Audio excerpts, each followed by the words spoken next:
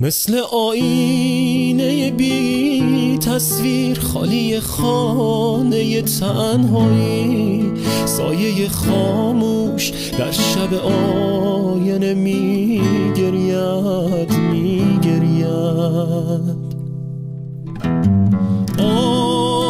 صد عکس پر نخواهد کرد جای یک زمزمه ساکت پارا بر فرش. این که همراه تو میگرید آینه است و همین چهره تنهایی.